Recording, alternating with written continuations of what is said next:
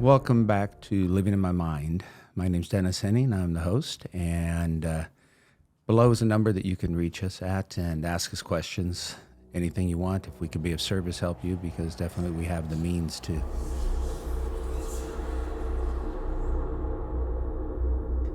Today's a tough day, to be honest. I always want to be transparent because it's the best way if I'm trying to help people, that people understand that, I'm no better than what they're going through. And I mean that is that I still struggle. These last couple of weeks, it's been very difficult because, I get very lonely. When I get lonely, I start thinking, well, who's going to miss you? And I think a lot of us feel that. If we really step back and look at our situations, if something happened to us, who's going to be there? After my mom died, I realized that it's difficult to lose somebody, but you still move on. And at times, I don't think about my mom. And that bothers me. And then I realize when I go, I'm sure people are going to do that. They're going to feel sad. They're going to feel upset. But I also realize it depends on what situational relationship you had with people. If it's people that you always do things for and you take care of them, then you're gone. They'll probably miss that. Now, will they miss the person, or can they find somebody to replace you? I have these horrible, horrible nightmares. I wake up crying in the last 3 weeks almost every night, sweating really bad. All these horrible things of doing things to other people, but also putting myself in places in my past that were just dysfunctional and not healthy. But then when I wake up and I'm done panicking or crying or trying to figure out if it's real or if I fucking died, that's the part sometimes that's scary, because when you have dreams, you don't know if you're really in a dream until you wake up. And I'm sure people know what that means. The last couple of weeks, I've had these really bad thoughts about, life is just what it is. Am I ever going to be really happy? Am I ever going to get anything more in life?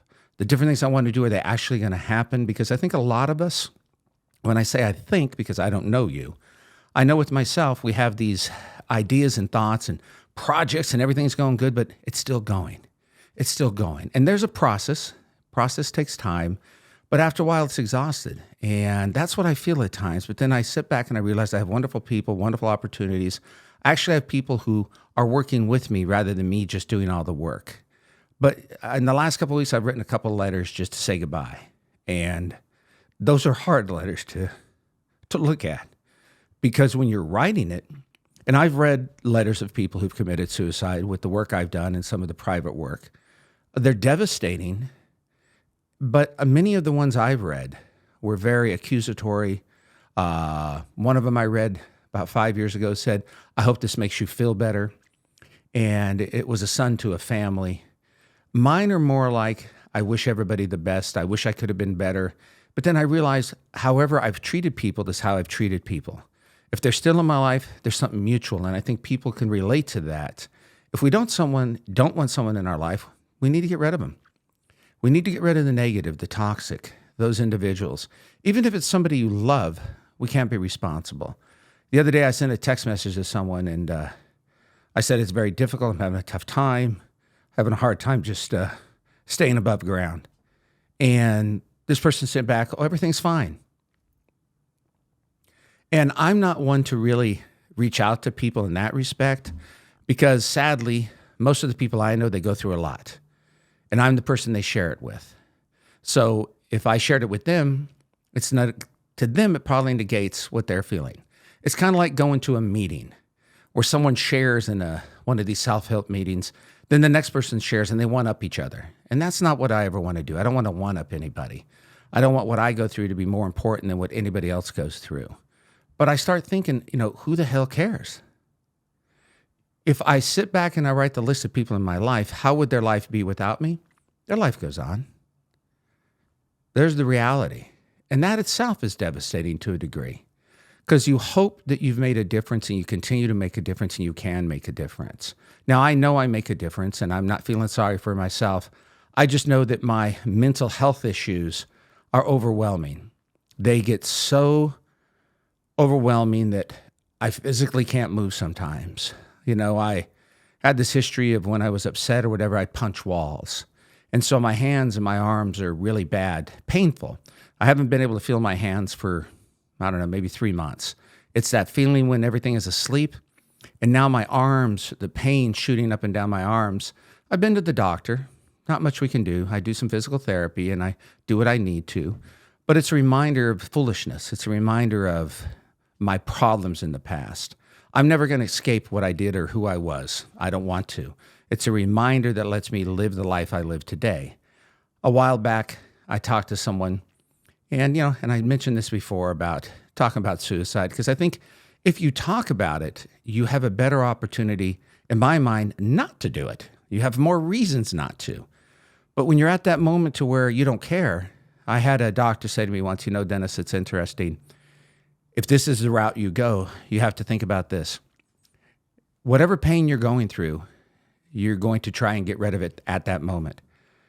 But the sad part that you're not thinking about is that that's the last time you're ever going to feel that. Wouldn't you rather feel it and try and work through it rather than end it? Because many times people take their own lives because they can't handle what's at the moment. And I know that I'd rather deal with the pain than end it, but sometimes the feelings are so strong that I don't know what'll happen. And that's a hard thing to be realistic to myself about. And I'm only sharing this because I know people are like that out there, that you need to talk to people, but make sure you're talking to people that can help you.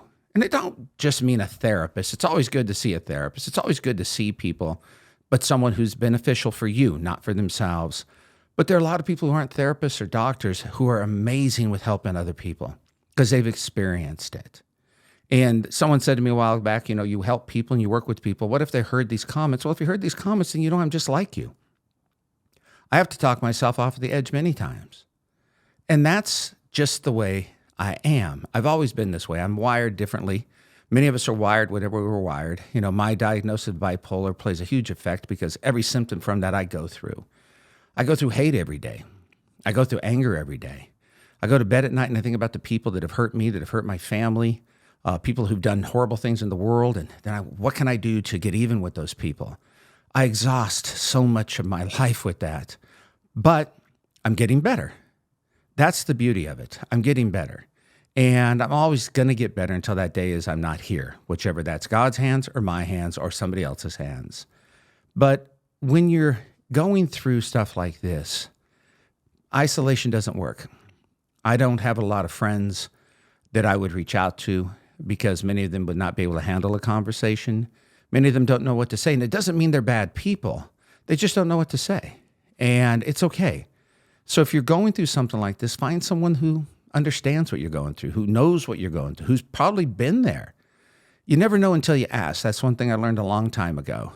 It's interesting. We have a family friend that was an assistant DA in a city here in California. And he said to me once, he's like, Dennis, do you know why bad people exist? I thought about it and he said, because good people do nothing. That was a pretty powerful statement. Very powerful statement. And the reason I'm saying that in this situation is if we don't reach out, if we have the negative, if we don't reach out to somebody and do something that's positive, reaching out, then, we're going to sit there in our own mind and we're going to do the things we do and we're going to create the paranoia and we're going to create the fear and we're going to create, things are going to get worse and worse and worse. Now, I'm not the best with English, so if I sound like I'm not speaking proper, hey, it's real. That's the thing that's important. We're responsible. It's never easy to be responsible. I deal with so many people that in business, in sports, in family that just don't want to talk, don't want to hear. Remember, out of sight, out of mind. That's such a great cliche, but it's true. 99% of cliches are true. They come from someplace. And I think we've all done that. It's like me. Out of sight, out of mind with my problems. They're out of my sight, meaning if they're not in front of me, out of mind. But with the sex addiction, it just gets very overwhelming, that the idea of having a beautiful, intimate relationship with a woman, but then again, the craziness of porn, of strip clubs, of social media, all those things, I get triggered and I'm like, okay, I'm going to, but then I don't, because I realize it's not done me any well. Good English in case you're an English major. It's not done anything for me. Because when you're looking for that high as an addict, then once you found it, for that moment, it's over. It's like when I do the binging in the past or eating food. There's foods I'll do it. I didn't like what I ate, but at that moment, fueled something in my head. Then I hated myself. I wanted to die. I've planned to die. I destroyed my businesses. I've destroyed relationships over one mistake. And that mistake was on me. A lot of what I'm talking about today is responsibility, because it's so hard to be responsible. With everything coming at you, and young kids out there who are dealing with social media and all the pressures out there, adults who are dealing with their kids on how to deal with their kids with social media, all the pressures out there. It's difficult. I had a conversation with someone in an office the other day, and she has a son who's a freshman in high school, and she has a little 5-year-old, and such a huge age difference. And she said, it's funny because the freshman in high school and the 5-year-old argue, and she's like, well, what the hell can they argue about? Kids will argue about anything. And sometimes that's a good thing. Sometimes it's a bad thing. And she was wondering how good a parent she was. And I said, well, why are you wondering? And she goes, well, we have rules and everything. I said, look, if you don't have rules, what's going to happen? If your son is engaged with friends and everything, what's going to happen? If you don't allow him on social media and you make it to where it's bad, what's going to happen? He'll find it with his friends. He'll seek answers from somebody else. What I'm getting at is, if you have a problem, reach out to the people who are close to you, the ones you trust, the ones you know are going to listen. There's a big difference between listening to what I have to say and hearing what I have to say. That's the reality. When I'm listening, sometimes I'll listen to music. I'm lost wherever I'm listening. I don't even hear the words, but I enjoyed it. Now, if I hear the words, it's even more important to me to listen to what the song is telling me. And that's the important thing. Sometimes when we reach out, we don't want somebody giving us an answer. We just want someone to listen. So if someone's reaching out to you, just listen. It doesn't hurt. Because when you shut somebody down, what you're doing is you're adding to whatever kind of trauma they've been. And that is, maybe they feel abandonment. Maybe they feel that they're less than, they're not worthy. Maybe it's a trust issue. Who knows? Everybody has their reasons. But with myself, I have a few people I trust, but I know most of the people I work with, I'm blessed to be able to do the work. I'm very gifted at what I do. I see things that most people don't see in my industry, and I make it work. But I also know that people are in my life and treat me a certain way because I make them a lot of money. There's a reality. And I have no problem with that because it's a business type of thing. Then when I meet people and they get to know me and I get to know them, it's a wonderful relationship built upon, in the beginning, money. But things evolve. It's like I shared here a long time ago. The only woman I've ever loved, I met on an escort site. And people, I've never shared that before then in public or with many people. And you think, God, what a pathetic person I am. That's how I can meet someone. But then you realize that with social media and everything, everybody's out there doing things. Nobody cares. And so I had to get over that stigma because I don't care what you fucking think, to be honest with you. Whatever you think of me is your issue. Simple thing. I have a hard time caring about myself. Now, you might have noticed sometimes I dress a certain way. I dress very comfortable. Somebody mentioned that to me the other day, and I do it because it is comfortable. Now, I know I take care of myself. At 62, I look the way I look, and I take care of myself very well. But I also do it for me. I don't do it for somebody else.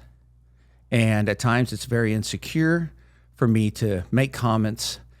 Sometimes to people, they'll say, well, that's an insecurity. I'm like, well, okay, I got my insecurities. I still do. We all do. I'm no different than anybody else. I had a conversation with a football player, NFL player, about a week ago, and he was telling me all his insecurities. And he asked me at the end, he goes, do you think that I'm less of a man? I said, no, you're more of a man. He was in a relationship, and the girl told him that that's not a manly thing to do, is talk about his problems. I said, well, here's two options. If you stay with her, you deserve what you get. If you lay boundaries with her, because who knows what her upbringing is, who knows what she's used to, you might have an opportunity. But the reality is we need to be responsible. I need to be responsible. If anybody's out there and you're thinking of something such as suicide, or you're thinking of a way to end your life, and you're thinking that the world is over, I'm just being honest, it could be. Because I've been honest with myself recently. It's gotten more and more in depth, my plans more and more on a daily basis, more and more frightening, more and more, how would I do it? I've come up with many ways. Because someone said to me a long time ago, and I laugh, even though it's not funny, they said, well, gee, Dennis, what if you jumped off a building and you ended up being in a hospital or a wheelchair the rest of your life? That'd be pretty fucked up. You can't even kill yourself correctly. I was like, wow, thank you for sharing that. I hope to God that doesn't happen. But when people do take that step, it's final. It's over. You don't have a chance. And please, these people out there with religious people that say, oh, you're going to hell if you commit suicide, you're doing this. Don't stick around just because people tell you you're going to hell. I'm not advocating for it. What I'm getting people to understand is it's a real thing in many of our lives. And the torture we put ourselves through for years rather than doing it, some people can handle it, some people can't. At this point in my life, it's getting to the point where I can't. Now, that's just a me thing. And I'm sure it'll change because it's changed over the years. I've had these type of feelings, never this intense, never this harsh. And it's hard for me to tell that because, you know, this is a show. I'm looking at a fucking camera. I'm not talking to anybody. Mark, the producer's over here. And if it was a person in front of me that loved me or whatever, I wouldn't have this conversation with her or him because they couldn't handle it. Or they'd say, oh, don't talk like that. Let somebody talk the way they need to. Let them get it out. You know, they have that saying that a lot of women just want you to listen. Women do want men to listen. Men always want to fix things. Well, fucking fix your own life first before you try to fix a woman. That's all I got to say in that respect. A little segue there. My biggest deal is I've learned to where I don't have regrets. And I've said this before. If I had regrets, then I wouldn't be the person I am today. They would still eat at me and drive me crazy daily and make me feel uncomfortable about life. There's a lot of bad things I've done and a lot of things that who the hell knows what's going to happen in the future. But when I do things now, I make a choice. It's a conscious choice to make that decision, good, bad, indifferent. And not many people know, but I got in trouble a while back. And I got in trouble for something I did. I got in trouble with some other people, and they denied it. The day that the people came to me and talked to me, I said, yeah, I did it. I'm never going to lie about something like that. If COVID had been around, I'd been sitting in a federal prison.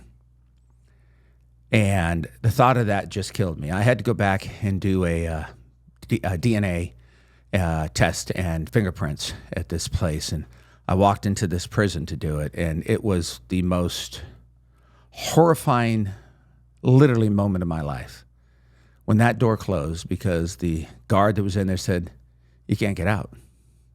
Now, he knew I was going to leave, and so did I, because I'm pretty sure if they told me I wasn't going to leave, I wouldn't have gone. But just kidding. But it's just kind of like, wow, how many more opportunities can you get? How many things can you do that are wrong? How many things can you do that are hurting other people? And many times we can't change. Many times we are just sick and we're wired differently. You know, many times we have brilliant minds towards a lot of things that are bad. Many times we make everybody's life great, but then we go home and ours is a fucking mess. Mine's pretty much like that a lot. But the good thing is my mess has gotten cleaner. And I just needed to be honest with myself and honest with people watching this show. Hopefully this makes a difference and makes you think. There's no answers. I'm always amazed when a therapist tells me there's an answer. Really? Mother of Jesus. The only answer I know is, what God would give as an answer. And, sometimes I don't even know if he's here. And that's a reality. I think many of us, when you do things, you're in relationships for the wrong reasons, you're in work for the wrong reasons, you stay in religion for the wrong reasons, you do everything for the wrong fucking reason. What's the purpose? It's always about somebody else. And the whole thing is, I'm wrapping around this, is when you're in a position to think that the world doesn't love you or somebody else doesn't love you, always remember there is somebody. Now, that's another cliche. And you read about all these suicides. You read how men and women, mostly men, will kill their kids because they want to get even with the woman. I don't understand that. You read how people just jump off of buildings. I don't understand that. Some man a while ago I read jumped off a building, killed himself because the company he was with was, going to be fined for something, and something found out that he did. Everybody makes a choice, and I don't negate your choice. If that's what you choose to do, then that's what you choose to do. And people always say, well, it's the people left behind. If you're not here, how the hell do you know what the people are going through? You don't. I don't really know what happens when you die. Sometimes I talk to people, they're so excited to die. I'm like, holy shit. Because they're going to go to the afterlife. And I'm sure there's something I don't know. And I don't think about it that way. I don't think about when I die, I'm going to heaven or hell or or whatever the hell's out there, depending on your religion, what you're supposed to be, going to have 95 virgins or something. I don't really know. And the reality is I don't really care. When you spend so much time worrying about something that you have no control of based upon what you do while you're here on earth, that's a little difficult for me. I had a meeting today with some people, and they were therapists and doctors, and I helped put together a program and, talked about what needs to be done, this and that. And one of the therapists said to me afterwards, where did you come up with all this? I said, number one, life experience. I said, number two, research. And I said, number three, it's what needs to be done. And she was a little taken back because it over-trumped. And when I say over-trumped, my thoughts, my ideas, my input was taken over hers. And I said, because number one, you don't know anything about this. You've never studied it. You've never learned it. I said, this is something I've dealt with. I'm not smarter or better than you. I'm just looking for ways to help. And my ego is huge, but at the same time, you teach me something, I'd rather know more than know just exactly what I know, if that makes sense. So there's a lot of times where we feel as if the world's not worth it. In that moment, it was a great moment for me today because I proved that what I had to offer made a difference, and made a difference not only in that moment, but made a difference for the people that this place is going to help. And that's the tough part sometimes, when you get to the part in your mind that nobody cares. There might be an animal that you go and pick up. Might be a kid that smiles at you. There's so many beautiful things out there that could change your mind. If you're thinking about something like suicide or just saying the hell with it, take a better look at yourself. And I'm not telling you to feel bad for the people who are left behind. They're all going to deal with it. Whether it's someone who dies from a cause other than suicide, it's a tragic, hard feeling. I'm numb towards what happened to my mom. Been that way for a long time since she's passed away. I go through the anger. I go through the hate of myself because I'm not thinking about her, not talking to her. I have a journal that I write that I talk to her, and I think, oh my God, I haven't talked to my mom in a couple of days, but my mom is where my mom is. I don't know where she is. And I'm sure wherever she is the place that she is supposed to be. I don't want to go there. That's for damn sure. I don't want to leave this world. There's so many things I want to do. But I also realize with the problems I have that I hope to get there, and one day I hope to. But if I don't, that choice is going to be on me. And I just wanted to share this. It probably sounds like rambling to a lot of people. Hopefully there's something you could get from that, knowing that you can reach out. We have the suicide hotline number here.